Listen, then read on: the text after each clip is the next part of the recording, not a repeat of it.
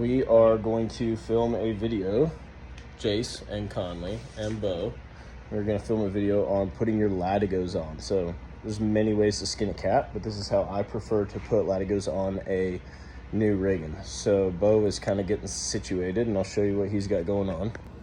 So typically your new latigos are going to come with a leather thong or some sort of piece to attach. So I liked my latigos smooth side out, right? That's what's going to be touching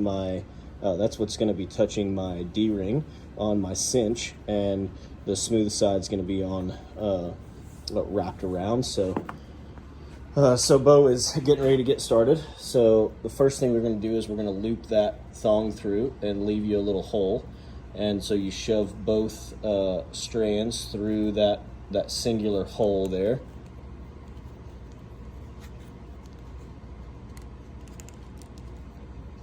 Leave you a little bit of room there. Don't get it too tight. That's good. You got plenty of room.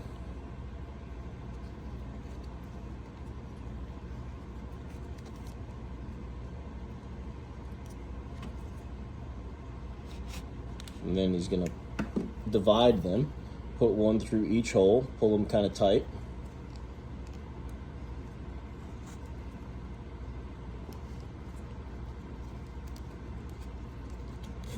And then I'm gonna get all that slack out, pull them nice and tight, pair them together and drop them down through down the rabbit hole they go. And then I'll use those pliers, and on the back side over here, we are going to take and pull that bunny hole as snug as we possibly can. Try to pull all that excess out, get it nice and tight. If your thong that you're tying with is pretty thin, you could potentially snap it in half doing that. And been there, done that, not a whole lot of fun. So you want a kind of a thicker piece. And so he's pulled it tight, and then he's just gonna feed all this excess down through. So bada bing, bada boom, beautiful. So then what do you do with the extra? A number of things you can do. You can just tape over the top of it.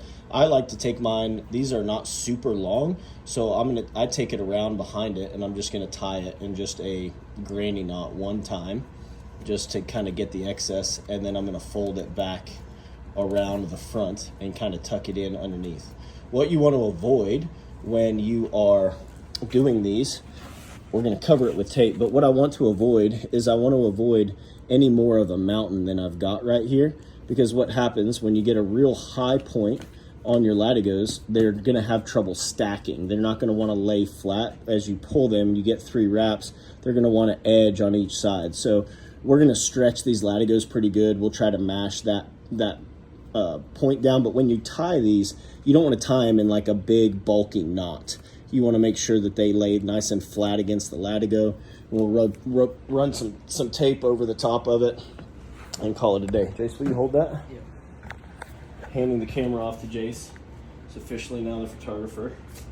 And we'll just come here and use some tape. I'm just going to take these ends, kind of get these ends tucked up in front there.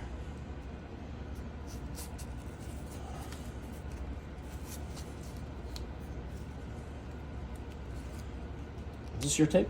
Yep. This is really horrible tape. Horrible tape. Yep.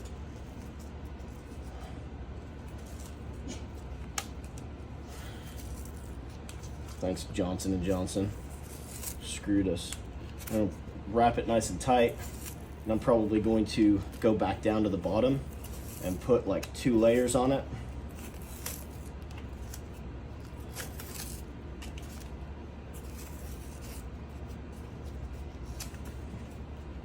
So now when I get done, that's going to kind of keep everything compressed, nice and tight. I don't have to worry about stuff coming untied or breaking in there. And that's how to put your latigos on your rigging.